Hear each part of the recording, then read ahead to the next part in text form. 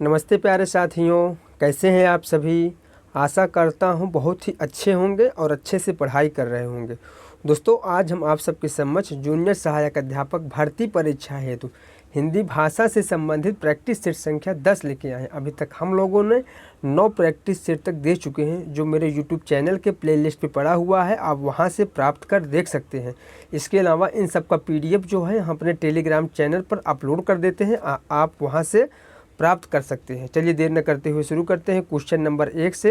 यदि मेरा वीडियो आप सभी लोगों को अच्छा लगे तो लाइक करें और सब्सक्राइब करें। दोस्तों, आप लोग मुझे कमेंट करके ज़रूर बताइएगा कि आप लोगों का कितना क्वेश्चन सही हो रहा है। क्वेश्चन नंबर 1 है, हामिद नामक पात्र हेम प्रेमचंद की किस कहानी से संबंधित है? पूस की रात, कफन, सदगत या फिर ईदगाह से। इसमें से ऑप्शन नंबर डी से हो जाएगा। हामिद जो है ईदगाह का प्रमुख पात्र है। चलिए हम लोग अगला क्वेश्चन देखते हैं। निम्नलिखित में से कौन मुक्तक काव्य के अंतर्गत शामिल नहीं किया जाता है? इनमें से कौन है जिसको मुक्तक काव्य के अंतर्गत शामिल नहीं किया जाता? महाकाव्य है, कविता है, प्रगीत है या फिर पद है? दोस्तों, मुक्तक काव्य के अंतर्गत पद आता है, प्रगीत आता है और कविता आता है। महाकाव्य नहीं आता है, इसलिए ऑप्शन नंबर ए सही हो जाएगा। चलिए हम लोग अगला क्वेश्चन देखते हैं। निम्नलिखित में से किसे अभिनय के भेद के अंतर्गत शामिल नहीं किया जाता है? आंगिक को, प्रकृति को, वाचिक को या फिर आहार्य को? इसमें से ऑप्शन नंबर बी से हो जाएगा। प्रकृति को अभिनय भेद के अंतर्गत शामिल नहीं किया जाता, बाकी जो तीनों हैं इसके अंतर्गत आते हैं। चलिए हम लोग अगला क्वेश्चन देखते हैं। निम्नलिखित में से किसे काव्य गुण के अंतर्गत शामिल नहीं किया जाता है? प्रसाद गुण, ओज गुण, रस गुण या फिर माधुर गुण? इसमें से ऑप्शन नंबर सी से हो जाएगा। रस गुण को इसमें शामिल नहीं किया जाता है, बाकी तीनों जो है प्रसाद गुण, ओज गुण और माधुर गुण काव्य के गुण हैं। चलिए हम लोग अगला क्वेश्चन देखते हैं। क्वेश्चन नंबर 5 देखते हैं। निम्नलिखित में से किसे जासूसी उपन्यासकार के रूप में जाना जाता है? गोपाल राम गहमरी को, बाबू तोताराम को, लाला श्रीनिवास दास को या फिर प्रताप नारायण मिश्र को? इसमें से ऑप्शन नंबर ए से हो जाएगा। गोपाल राम गहमरी को जासूसी उपन्यासकार के रूप में जाना जाता है। चलिए हम लोग अगला क्वेश्चन देखते हैं। वियोगी होगा पहला कवि, आह से उपजा होगा गान। उपयुक्त काव्यपंक्ति के रचनाकार हैं? सुमित्रा नंदन पंत हैं, महादेवी वर्मा है, निराला है या फिर प्रसाद हैं? इसमें से ऑप्शन नंबर ए सही हो जाएगा, सुमित्रा नंदन पंत। चलिए हम लोग अगला क्वेश्चन देखते हैं। क्वेश्चन नंबर 7 देखते हैं। सुदामा चरित तथा विचार माला काव्य के रचनाकार कौन है? रसखान हैं, सूरदास हैं, कुंभन दास हैं या फिर नरोत्तम दास हैं? इसमें से ऑप्शन नंबर डी से हो जाएगा, नरोत्तम दास। सुदामा चरित और विचार माला काव्य के रचनाकार हैं। हम लोग अगला क्वेश्चन देखते हैं। निम्नलिखित में से कौन रीतकालीन कवि नहीं है? इनमें से कौन एक कवि है जो रीतकालीन नहीं है? विद्यापति हैं, पजनेश हैं, वृंद हैं या फिर चंदन हैं? इसमें से ऑप्शन नंबर ए से हो जाएगा। विद्यापति जो है वह रीतकालीन कवि ना हो करके आदिकालीन कवि हैं। विद्यापति कौन किस काल के कवि हैं? आदिकाल के कवि हैं। चलिए हम लोग अगला क्वेश्चन देखते हैं। क्वेश्चन नंबर 9 देखते हैं। दाहर अथवा सिंध पतन किसका नाटक है? उदय शंकर भट्ट का, राम कुमार वर्मा का, लक्ष्मी नारायण लाल का या फिर लक्ष्मी नारायण मिश्र का?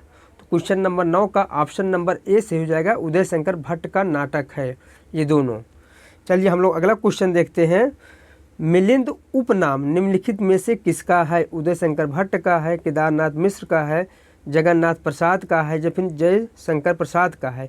इसमें से ऑप्शन नंबर ए से हो जाएगा, उदय शंकर भट्ट का है उपनाम मिलिंद। चलिए हम लोग अगला क्वेश्चन देखते हैं। Question number 11। डॉक्टर नगेंद्र आलोचक हैं सौराष्ट्रवादी, रसवादी, प्रगतिवादी या फिर मार्क्सवादी? इसमें से ऑप्शन नंबर बी से हो जाएगा। डॉक्टर नगेंद्र जो है वह रसवादी आलोचक हैं। चलिए हम लोग अगला क्वेश्चन देखते हैं। Question number 12। निम्नलिखित में से रमेश चंद्र शाह की कौन सी रचना है? इनमें से एक कौन सी रचना रमेश शाह की है? इसमें से ऑप्शन नंबर बी से हो जाएगा। उकाब हुलार जो है वह रमेश चंद्र शाह की रचना है, बाकी तीनों रचनाएं इनकी नहीं हैं। चलिए हम लोग अगला क्वेश्चन देखते हैं। समीक्षा के क्षेत्र में हजारी प्रसाद द्विवेदी का आगमन कब हुआ? 1920 ईस्वी में, 1930 ईस्वी में, 1940 ईस्वी में या फिर 1950 ईस्वी में? तो समीक्षा के क्षेत्र में हजारी प्रसाद का आगमन 1930 ईस्वी में हुआ। ऑप्शन नंबर बी सही हो जाएगा। चलिए हम लोग अगला क्वेश्चन देखते हैं। काव्य में अभिव्यंजनावाद कृति के लेखक कौन है? लक्ष्मी नारायण सुधांशु, डॉक्टर बच्चन सिंह, डॉक्टर देवेंद्र नाथ शर्मा, डॉक्टर आचार्य रामचंद्र शुक्ल। तो इसमें से ऑप्शन नंबर जो सही हो जाएगा, ऑप्शन नंबर डी सही हो जाएगा, रामचंद्र शुक्ल। चलिए हम लोग अगला क्वेश्चन देखते हैं। क्वेश्चन नंबर 15, जिंदगी मुस्काई के रचनाकार हैं? बनारसी दास चतुर्वेदी हैं, किशोरी दास वाजपेयी हैं, कन्हैया लाल मिश्र प्रभाकर हैं, या फिर राम वृक्ष बेनीपुरी हैं? तो इसमें से ऑप्शन नंबर सी सही हो जाएगा, कन्हैया लाल मिश्र प्रभाकर हैं। चलिए हम लोग अगला क्वेश्चन देखते हैं। क्वेश्चन नंबर 16, खेट कौतुकम किसकी रचना है? रहीम की है, या फिर रसखान की है, या फिर कविगंग की है, या फिर दादू दयाल की है? तो इसमें से ऑप्शन नंबर ए से हो जाएगा, रहीम दास की रचना है। चलिए हम लोग अगला क्वेश्चन देखते हैं। रामचंद्रिका का रचना समय है, बताइए रामचंद्रिका जो रचना किया गया था किस सन में किया गया था? 1701 ईस्वी में, 1601 ईस्वी में, 1501 ईस्वी में, या फिर 1801 ईस्वी में? इसमें से ऑप्शन नंबर बी से हो जाएगा, 1601 ईस्वी में रामचंद्रिका लिखा गया था। किसके द्वारा? केशव दास के द्वारा। चलिए हम लोग अगला क्वेश्चन देखते हैं। भूत के पाँव पीछे किसकी व्यंग रचना है? रविंद्रनाथ त्यागी की है, हरिशंकर परसाई की है, शरद जोशी की है, या फिर केपी सक्सेना की है? इसमें से ऑप्शन नंबर जो सही हो जाएगा, ऑप्शन नंबर बी से हो जाएगा, हरिशंकर परसाई की रचना है भूत के पाँव पीछे। क्वेश्चन नंबर 18 का ऑप्शन नंबर बी से हो जाएगा। चलिए हम लोग अगला क्वेश्चन देखते हैं। तुलसीदास चंदन घिसे, तुलसीदास चंदन घिसे के लेखक कौन है? विद्यानिवास मिश्र हैं, हरिशंकर परसाई हैं, कुबेरनाथ राय हैं, या फिर इनमें से कोई नहीं? तो इसमें से ऑप्शन नंबर बी से हो जाएगा, हरिशंकर परसाई। चलिए हम लोग अगला क्वेश्चन देखते हैं। क्वेश्चन नंबर 20 देखते हैं। चीरों पर चांदनी, चीरों पर चांदनी किस विधा की रचना है? कविता है, यात्रा वृत्तांत है, आत्मकथा है, या फिर उपन्यास है? तो क्वेश्चन नंबर 20 का ऑप्शन नंबर बी से हो जाएगा, यात्रा वृत्तांत है। किसका यात्रा वृत्तांत है? तो ये है निर्मल वर्मा का। निर्मल वर्मा ने चीरों पर चांदनी नामक यात्रा वृत्तांत की रचना की है। चलिए हम लोग अगला क्वेश्चन देखते हैं। अकाल पुरुष गांधी शीर्षक से महात्मा गांधी के जीवन के माध्यम से नए धर्म की अवधारणा को किस साहित्यकार ने साकार किया है? विष्णु प्रभाकर ने, गिरिराज किशोर ने, रामविलास शर्मा ने, या फिर जैनेन्द्र कुमार ने? तो इसमें से ऑप्शन नंबर डी से हो जाएगा, जैनेन्द्र कुमार। चलिए हम लोग अगला क्वेश्चन देखते हैं। क्वेश्चन नंबर 22 है। हिंदी का प्रथम ऐतिहासिक उपन्यास है? झांसी की रानी, नूरजहां, हृदय हारिणी, या फिर सम्राट अशोक? इसमें से ऑप्शन नंबर सी से हो जाएगा, हृदय हारिणी जो है हिंदी का प्रथम ऐतिहासिक उपन्यास है। चलिए हम लोग अगला क्वेश्चन देखते हैं। देवकी नंदन खत्री जी के उपन्यास चंद्रकांता को हिंदी का प्रथम उपन्यास किसने माना है? आचार्य रामचंद्र शुक्ल ने, हजारी प्रसाद द्विवेदी ने, या फिर डॉक्टर नामवर सिंह ने, या फिर डॉक्टर श्री कृष्ण लाल ने? इसमें से ऑप्शन नंबर जो सही हो जाएगा, ऑप्शन नंबर डी से हो जाएगा, डॉक्टर श्री कृष्ण लाल ने देवकी नंदन खत्री के उपन्यास चंद्रकांता को हिंदी का प्रथम उपन्यास माना हुआ है। चलिए हम लोग अगला क्वेश्चन देखते हैं। क्वेश्चन नंबर 24 देखते हैं। चतुरी चमार उपन्यास है किसका है? प्रेमचंद का, निराला का, भगवती चरण वर्मा का, जैनेन्द्र कुमार का? तो इसमें से ऑप्शन नंबर जो सही हो जाएगा, ऑप्शन नंबर बी से हो जाएगा, चतुरी चमार जो है वह निराला का उपन्यास है। चलिए हम लोग अगला क्वेश्चन देखते हैं। अगला क्वेश्चन क्या है? निम्न में से भीष्म साहनी द्वारा रचित उपन्यास है, इनमें से एक कौन सा उपन्यास है जो भीष्म साहनी का? मैदास की माड़ी, सती मैया का चौरा, देहाती दुनिया, या फिर धरती धन न अपना? तो क्वेश्चन नंबर 25 का ऑप्शन नंबर ए से हो जाएगा, मैदास की माड़ी जो है वह भीष्म साहनी द्वारा लिखा उपन्यास है। चलिए हम लोग अगला क्वेश्चन देखते हैं। Question number 26। दुलाई वाली किस विधा की रचना है? कहानी है, रेखाचित्र है, उपन्यास है, या फिर संस्मरण है? तो इसमें से ऑप्शन नंबर ए से हो जाएगा, दुलाई वाली जो है यह एक कहानी है जिसके लेखक कौन है? बंग महिला है, या फिर राजेंद्र बाला घोष जिसे कहा जाता है। चलिए हम लोग अगला क्वेश्चन देखते हैं। Question number 27। प्रसाद की गुंडा कहानी में इतिहास के किस युग का चित्रण है? सल्तनत युग, मुगल शासकों का युग, विक्टोरिया का शासन, ईस्ट इंडिया कंपनी का समय। इसमें से ऑप्शन नंबर जो सही हो जाएगा, ऑप्शन नंबर डी सही हो जाएगा, ईस्ट इंडिया कंपनी का समय। चलिए हम लोग अगला क्वेश्चन देखते हैं, क्वेश्चन नंबर 28। हिंदी में समस्या नाटकों के प्रवर्तन का श्रेय किसको दिया जाता है? बताइए, हिंदी में समस्या नाटकों के प्रवर्तन का श्रेय किसको दिया जाता है? लक्ष्मी नारायण मिश्र को, लक्ष्मी नारायण लाल को, भुवनेश्वर प्रसाद को, या फिर मोहन राकेश को? क्वेश्चन नंबर 28 का ऑप्शन नंबर ए से हो जाएगा, लक्ष्मी नारायण मिश्र को दिया जाता है। चलिए हम लोग अगला क्वेश्चन देखते हैं। पृथ्वीराज की आंखें एकांकी संग्रह के रचनाकार कौन है? बताइए, पृथ्वीराज की आंखें एकांकी संग्रह के रचनाकार कौन है? भुवनेश्वर प्रसाद हैं, डॉक्टर रामकुमार वर्मा हैं, जयशंकर प्रसाद हैं, या फिर उदय शंकर भट्ट हैं? तो क्वेश्चन नंबर 29 का ऑप्शन नंबर बी से हो जाएगा, डॉक्टर रामकुमार वर्मा है पृथ्वीराज की आंखें एकांकी संग्रह के रचनाकार। चलिए हम लोग अगला क्वेश्चन देखते हैं, क्वेश्चन नंबर 30। इनमें से कौन सा नाटक मोहन राकेश का नहीं है? लहरों के राजहंस, आषाढ़ का एक दिन, ताबे के कीड़े, या फिर आधे अधूरे?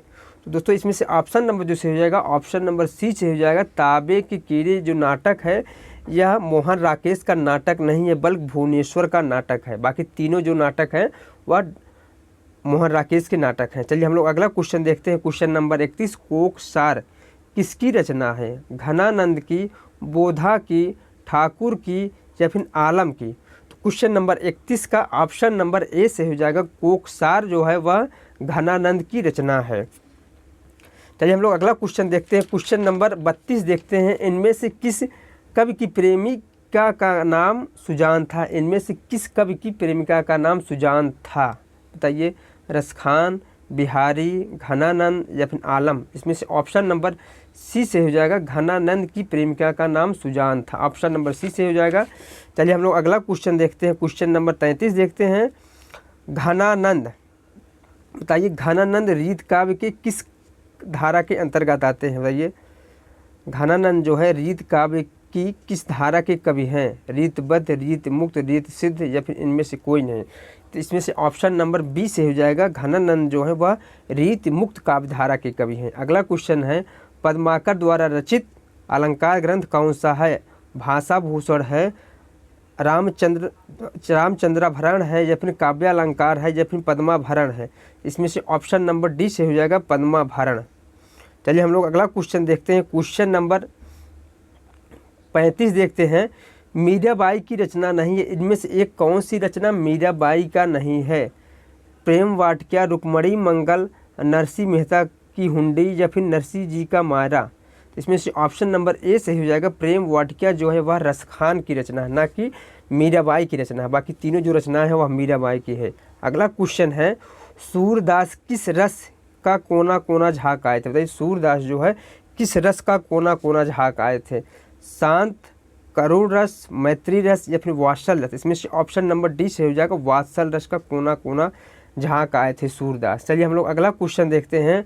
गलता में रामानंद संप्रदाय की गद्दी किसने स्थापित की? तुलसीदास ने, अनंतानंदे, सुखानंदे, या फिर कृष्णदास पयहरी ने? तो इसमें से ऑप्शन नंबर डी से हो जाएगा, कृष्णदास पयहरी ने गलता में रामानंद संप्रदाय की गद्दी स्थापित किए थे। चलिए हम लोग अगला क्वेश्चन देखते हैं, क्वेश्चन नंबर 38।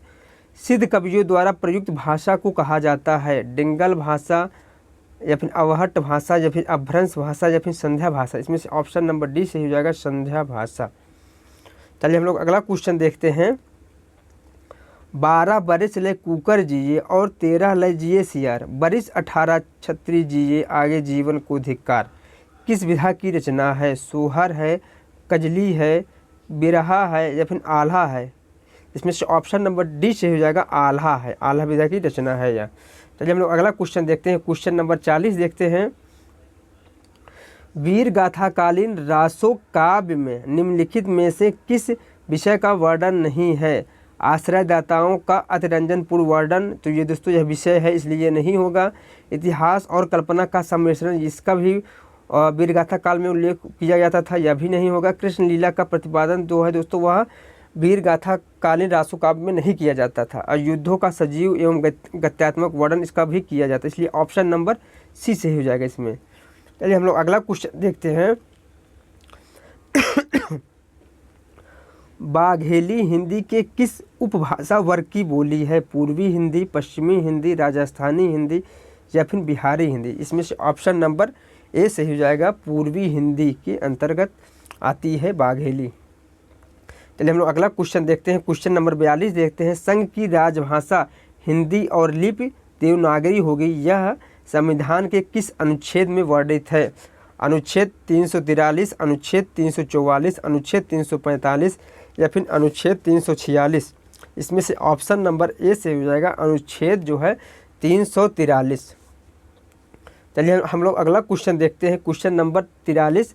लिपि की आवश्यकता होती है भाषा बोलने में, भाषा लिखने में, भाषा संकेत में, तीनों में? तो इसमें से ऑप्शन नंबर जो सही हो जाएगा ऑप्शन नंबर बी से हो जाएगा, भाषा लिखने में लिपि का प्रयोग होता है। क्वेश्चन नंबर 43 का ऑप्शन नंबर बी से हो जाएगा। चलिए हम लोग अगला क्वेश्चन देखते हैं। Question number 44। मगही किस राज्य की बोली है? बताइए मगही जो है वह किस राज्य की बोली है? बंगाल की है, छत्तीसगढ़ की है या फिर मध्य प्रदेश की है या फिर बिहार की है? तो इसमें से ऑप्शन नंबर जो सही हो जाएगा ऑप्शन नंबर डी से हो जाएगा, मगही जो है वह बिहार राज्य की बोली है। चलिए हम लोग अगला क्वेश्चन देखते हैं। पूर्वी हिंदी क्षेत्र में कौन कौन सी बोली नहीं बोली जाती है? इनमें से कौन सी एक बोली है जो पूर्वी हिंदी क्षेत्र में नहीं बोली जाती है? अवधी, छत्तीसगढ़ी, जयपुरी और बाघेली? इसमें से ऑप्शन नंबर जो होगा वह हो जाएगा सी, ऑप्शन नंबर जयपुरी जो है राजस्थान में बोली जाती हैं, बाकी तीनों जो है वह पूर्वी हिंदी क्षेत्र के अंतर्गत बोली जाती हैं। चलिए हम लोग अगला क्वेश्चन देखते हैं। मलिक मोहम्मद जायसी ने किस भाषा का सरल और साधारण रूप अपनाया था? अवधी भाषा, अरबी फारसी या फिर ब्रज भाषा या फिर मागधी? इसमें से ऑप्शन नंबर ए से हो जाएगा अवधी भाषा का। चलिए हम लोग अगला क्वेश्चन देखते हैं। क्वेश्चन नंबर 47 देखते हैं। कन्नौजी जो है हिंदी की किस उपभाषा की एक बोली है? पूर्वी हिंदी की, पश्चिमी हिंदी की, राजस्थानी हिंदी की या फिर पहाड़ी हिंदी की? तो क्वेश्चन नंबर 47 का ऑप्शन नंबर जो सही हो जाएगा ऑप्शन नंबर बी सही हो जाएगा, पश्चिमी हिंदी की। चलिए हम लोग अगला क्वेश्चन देखते हैं। ग्वालियर की बोली है बुंदेली है, ब्रज भाषा है, खड़ी बोली है या फिर कन्नौजी है? इसमें से ऑप्शन नंबर जो सही हो जाएगा ऑप्शन नंबर सही हो जाएगा ऑप्शन नंबर ए सही हो जाएगा। चलिए हम लोग अगला क्वेश्चन देखते हैं। क्वेश्चन नंबर 49 देखते हैं। हिंदी की मूल उत्पत्ति किससे मानी गई है? मागधी अपभ्रंश से, अर्धमागधी अपभ्रंश से, खस अपभ्रंश से या फिर सौरसेनी अपभ्रंश से? इसमें से ऑप्शन नंबर डी से हो जाएगा सौरसेनी अपभ्रंश से। चलिए हम लोग अगला क्वेश्चन देखते हैं। बांगरू किस उपभाषा वर्ग की बोली है? पश्चिमी हिंदी, पूर्वी हिंदी, बिहारी या फिर पहाड़ी? तो क्वेश्चन नंबर 50 का ऑप्शन नंबर ए से हो जाएगा, पश्चिमी हिंदी की है। चलिए हम लोग अगला क्वेश्चन देखते हैं। हाड़ौती बोली है पश्चिमी राजस्थान की, पूर्वी राजस्थान की, दक्षिणी राजस्थान की या फिर उत्तरी राजस्थान की? इसमें से ऑप्शन नंबर जो सही हो जाएगा ऑप्शन नंबर बी से हो जाएगा, पूर्वी राजस्थान की। चलिए हम लोग अगला क्वेश्चन देखते हैं। मगही किस उपभाषा वर्ग की बोली है? बताइए मगही जो है वह किस उपभाषा वर्ग की बोली है? राजस्थानी, पश्चिमी हिंदी, पूर्वी हिंदी या फिर बिहारी हिंदी? तो क्वेश्चन नंबर 52 का ऑप्शन नंबर डी से हो जाएगा, बिहारी हिंदी के अंतर्गत। चलिए हम लोग अगला क्वेश्चन देखते हैं। क्वेश्चन नंबर 53 देखते हैं। अंतर्वेदी का संबंध है ब्रज भाषा से, अवधी भाषा से, बुंदेली भाषा से या फिर हिंदी भाषा से? इसमें से ऑप्शन नंबर जो सही हो जाएगा ऑप्शन नंबर ए सही हो जाएगा, ब्रज भाषा से। चलिए हम लोग अगला क्वेश्चन देखते हैं। क्वेश्चन नंबर 54 देखते हैं। मधुशाला का प्रकाशन वर्ष है, बताइए मधुशाला का प्रकाशन वर्ष क्या है? 1935 है, 1934 है, 1933 है या फिर 1936 है? इसमें से ऑप्शन नंबर जो है ऑप्शन नंबर ए सही हो जाएगा, 1935 ईस्वी। चलिए हम लोग अगला क्वेश्चन देखते हैं। खड़ी बोली का प्रथम महाकाव्य है, इनमें से कौन सी रचना है जो खड़ी बोली का प्रथम महाकाव्य जिसे कहा जाता है? साकेत को, प्रिप्रवास को, कामायनी को या फिर लोकायतन को? तो इसमें से ऑप्शन नंबर बी सही हो जाएगा प्रिय प्रवास को खड़ी बोली का प्रथम महाकाव्य कहा जाता है। चलिए हम लोग अगला क्वेश्चन देखते हैं। क्वेश्चन नंबर 56 है, निम्नलिखित में से कौन सी रचना जीवनी नहीं है? इनमें से एक कौन सी रचना है जो जीवनी नहीं है? कलम का जादूगर, कलम का सिपाही, मेरी पत्नी और भेड़िया, प्रेमचंद घर में। इसमें से ऑप्शन नंबर जो सही हो जाएगा ऑप्शन नंबर सी से हो जाएगा मेरी पत्नी और भेड़िया जो है यह जीवनी परक नहीं है। बाकी तीनों जो रचनाएं हैं वह जीवनी परक है। दोस्तों आप लोग मुझे कमेंट करके बताइएगा ये जो तीनों रचनाएं हैं किस कवि के जीवन पर लिखा गया है यह जीवनी। दोस्तों मेरी पत्नी और भेड़िया जो है दोस्तों यह एक आत्मकथा है। किसकी आत्मकथा है? डॉक्टर धर्मवीर की आत्मकथा है। चलिए हम लोग अगला क्वेश्चन देखते हैं। क्वेश्चन नंबर 57 देखते हैं। तुलसीदास ने रामचरितमानस में किस कांड में कलयुग का वर्णन किया है? बाल कांड में, अयोध्या कांड में, अरण्य कांड में या फिर उत्तराकांड में? इसमें से ऑप्शन नहीं नंबर डी से हो जाएगा उत्तरकांड में कलयुग का वर्णन किया है तुलसीदास जी ने। चलिए हम लोग अगला क्वेश्चन देखते हैं। निम्नलिखित में से वर्तनी की दृष्टि से अशुद्ध शब्द का चयन करना है। शरद चंद्र, यानी, सस्मु या फिर कवियत्री? इसमें से ऑप्शन नंबर जो सही हो जाएगा ऑप्शन नंबर बी से होगा यानी जो है वह अशुद्ध शब्द है। बाकी तीनों जो है वह शुद्ध शब्द हैं। चलिए हम लोग अगला क्वेश्चन देखते हैं। निम्नलिखित में से किस वाक्य में आकर्मक क्रिया है? इसमें से एक किसमें आकर्मक क्रिया है? पानी बरस रहा है, मैं गेहूँ पिसवाता हूँ, श्याम निबंध लिखता है या फिर राम मोहन को रुला रहा है? राम मोहन को रुला रहा है। इसमें से ऑप्शन नंबर जो सही हो जाएगा ऑप्शन नंबर ए से हो जाएगा पानी बरस रहा है। यह एक आकर्मक क्रिया है। चलिए हम लोग अगला क्वेश्चन देखते हैं। प्रधानमंत्री के भाषण की श्रुति लिपि किसने? प्रधानमंत्री के भाषण की श्रुति लिपि उसने उसी समय ले ली। या जो दोस्तों श्रुति लिपि है इसका शुद्ध रूप क्या होगा बताइए? इसमें से कौन सा ऑप्शन सही हो जाएगा? इसमें से ऑप्शन नंबर डी से हो जाएगा श्रुति लिपि जो है दोस्तों शुद्ध शब्द है। बाकी तीनों जो है अशुद्ध शब्द में लिखे गए हैं। चलिए हम लोग अगला क्वेश्चन देखते हैं। जातिवाचक संज्ञा नहीं है, इनमें से एक कौन सा है जो जातक संज्ञा नहीं है? शैशव है, लोहा है, लकड़ी है या फिर पुस्तक है? इसमें से ऑप्शन नंबर जो सही हो जाएगा ऑप्शन नंबर ए से हो जाएगा शैशव जो है वह जातिवाचक नहीं है। बाकी तीनोों जो है वह जातिवाचक संज्ञा है।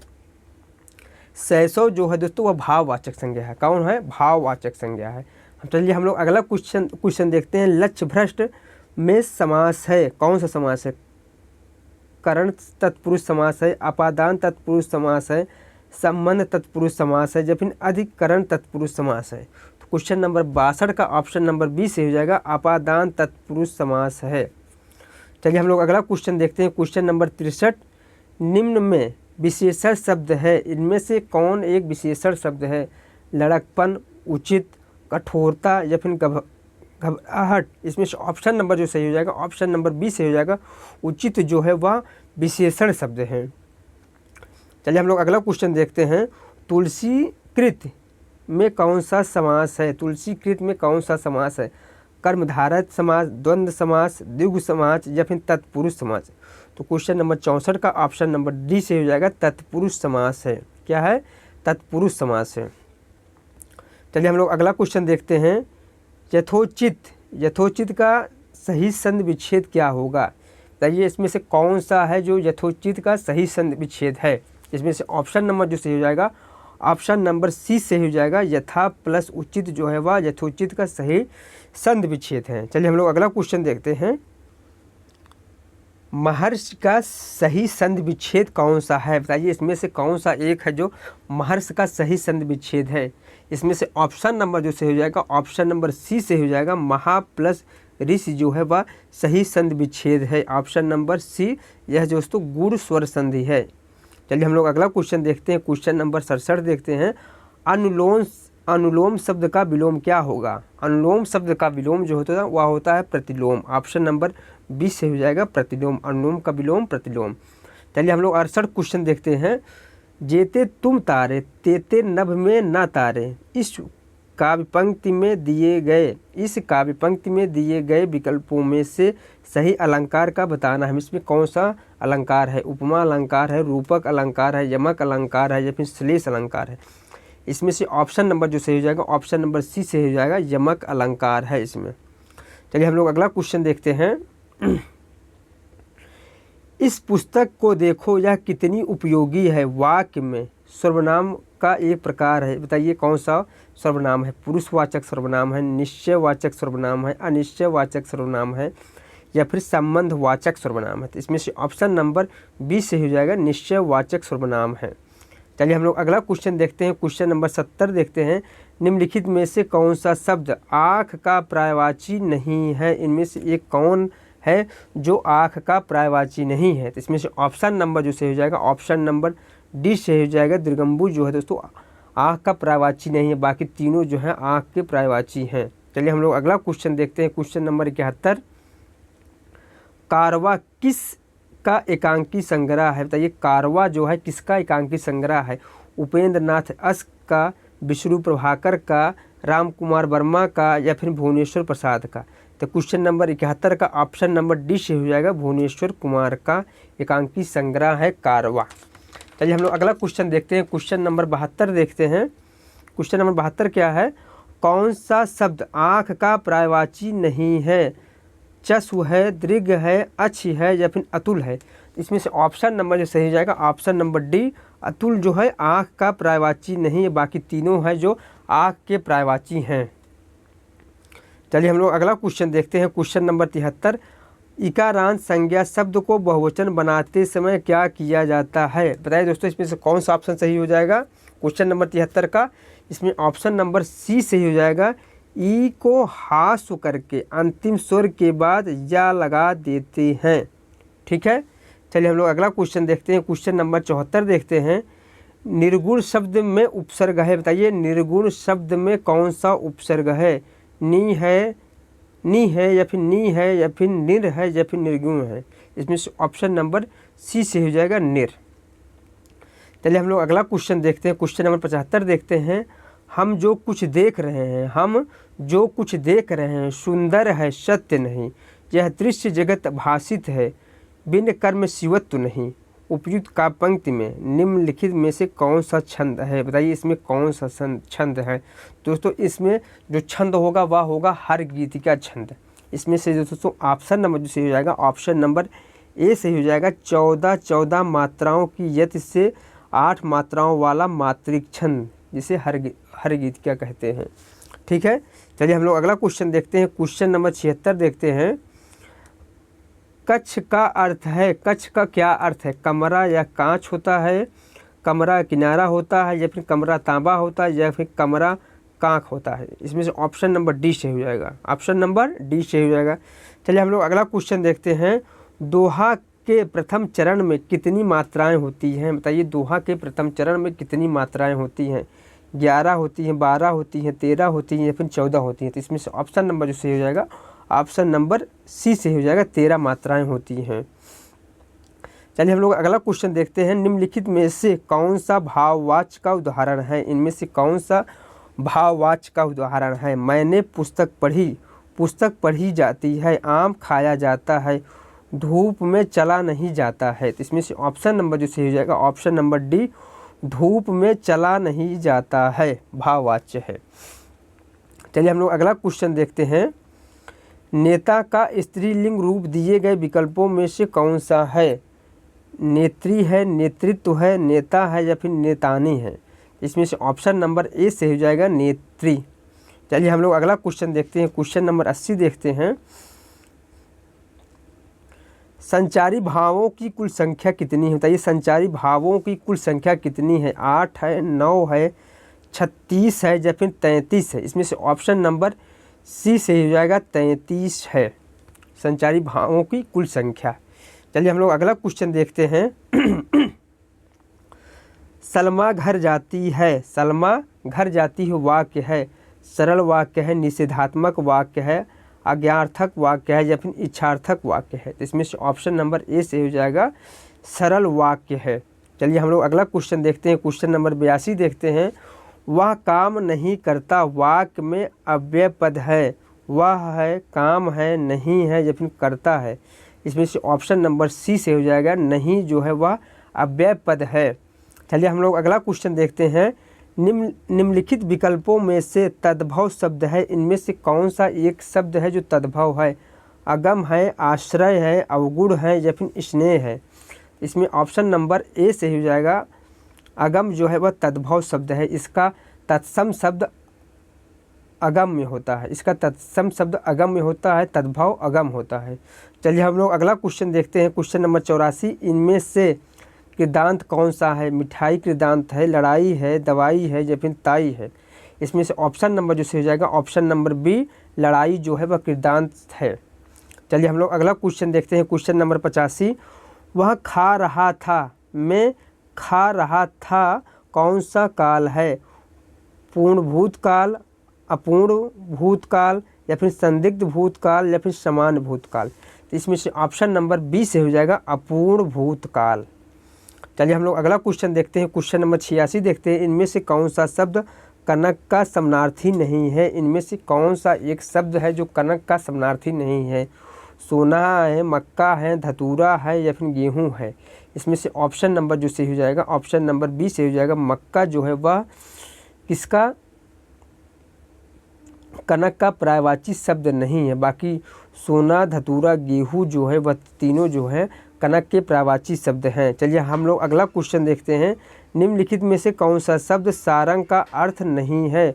पपीहा है, शहद है, कामदेव है या फिर राजहंस है? इसमें से ऑप्शन नंबर जो सही हो जाएगा ऑप्शन नंबर बी सही हो जाएगा। शहद जो है वह सारंग का अर्थ नहीं है, बाकी तीनों जो है वह सारंग का अर्थ है। चलिए हम लोग अगला क्वेश्चन देखते हैं। क्वेश्चन नंबर 88 देखते हैं। ओछे की प्रीति भालू की भीत का भाव है।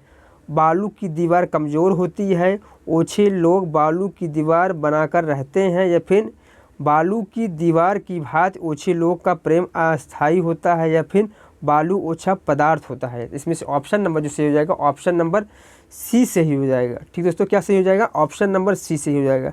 चलिए हम लोग अगला क्वेश्चन देखते हैं।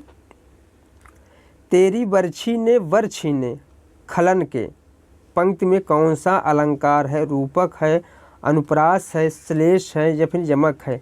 इसमें से ऑप्शन नंबर डी से हो जाएगा यमक अलंकार है।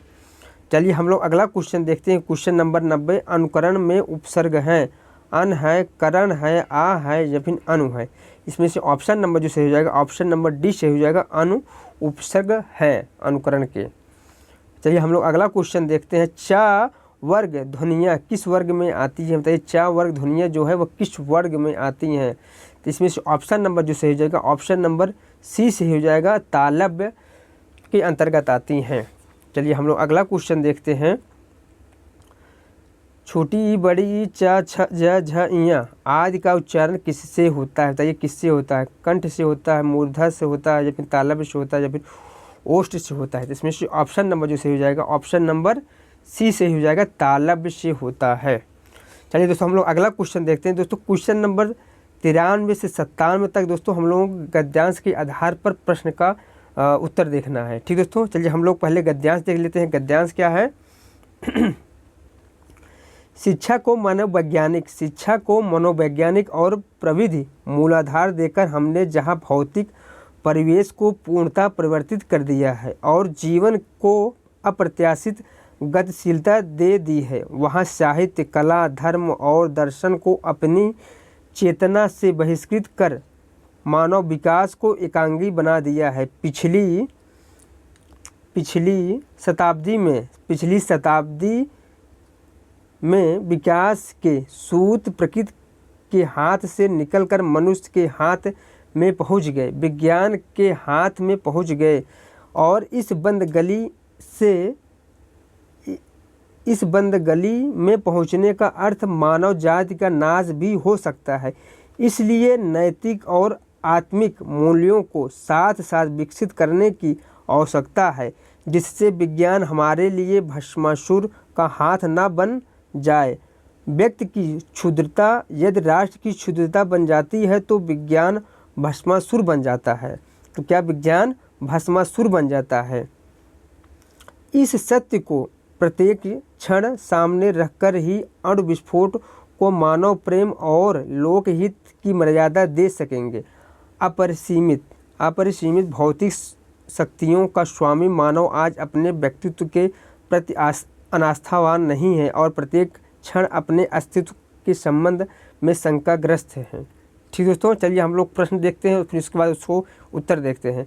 आज का मानव अपने व्यक्तित्व और अस्तित्व के प्रति इसलिए शंकालु है क्योंकि क्या है, मानव ईश्वर के प्रति अनास्थावान नहीं है, वह सीमित भौतिक शक्तियों का स्वामी है, वह विज्ञान की विध्वंसक शक्तियों से भयभीत है, उसका आत्मविश्वास लुप्त होता जा रहा है। इसमें से ऑप्शन नंबर जो से हो जाएगा, ऑप्शन नंबर सी से हो जाएगा, वह विज्ञान की विध्वंसक शक्तियों से भयभीत है। इसमें ऑप्शन नंबर सी से हो जाएगा। चलिए हम लोग अगला क्वेश्चन देखते हैं। हमारी विज्ञानाधृत शिक्षा की सर्वाधिक महत्वपूर्ण देन क्या है? जीवन का अपरिसीम भौतिक विकास, या फिर जीवन का स्वरांगीण विकास, या फिर जीवन का एकांगी विकास, या फिर गतिशील जीवन का प्रत्यावर्तन। तो इसमें से ऑप्शन नंबर जो सही होगा, ऑप्शन नंबर ए, जीवन का अपरिसीम भौतिक विकास। चलिए हम लोग अगला क्वेश्चन देखते हैं। क्वेश्चन नंबर 95, मानव जीवन को भस्मासुर बनाने से कैसे रोका जा सकता है? भौतिक जीवन मूल्यों का निर्धारण करके, नैतिक आध्यात्मिक मूल्यों को विकसित करके, प्राकृतिक जगत का पूर्ण स्वामित्व प्राप्त करके, या फिर मानव सभ्यता का विनाश करके। तो इसमें से ऑप्शन नंबर जो से हो जाएगा, ऑप्शन नंबर बी से हो जाएगा, नैतिक आध्यात्मिक मूल्यों को विकसित करके। चलिए हम लोग अगला क्वेश्चन देखते हैं। क्वेश्चन नंबर 96 देखते हैं। आधुनिक मानव विकास को सर्वांगीण नहीं कहा जा सकता क्योंकि विकास के सूत्र मानव के हाथ में भौतिक परिवेश पूर्णतः परिवर्तित हो जाता है। साहित्य, धर्म, कला आज मानव चेतना से निर्वासित हैं। जीवन में आशातीत गतिशीलता का समावेश नहीं हुआ है। इसमें से ऑप्शन नंबर सी से हो जाएगा, साहित्य, धर्म, कला आज मानव चेतना से निर्वासित हैं। चलिए हम लोग अगला क्वेश्चन देखते हैं। क्वेश्चन नंबर 97 देखते हैं। अणु विस्फोट को मानवता का मर्यादा देना तभी संभव है जब व्यक्ति की क्षुद्रता को राष्ट्र की क्षुद्रता न बनने दिया जाए। क्षुद्रता जब राष्ट्र की क्षुद्रता बन जाए, या फिर क्षुद्र भावनाओं का उन्नयन हो, या फिर उदात्त भावनाओं को विकसित किया जाए। तो इसमें से कौन सा ऑप्शन होगा? इसमें से ऑप्शन नंबर ए सही हो जाएगा, क्षुद्रता को राष्ट्र की क्षुद्रता न बनने दिया जाए। चलिए हम लोग अगला क्वेश्चन देखते हैं। क्वेश्चन नंबर 98 देखते हैं।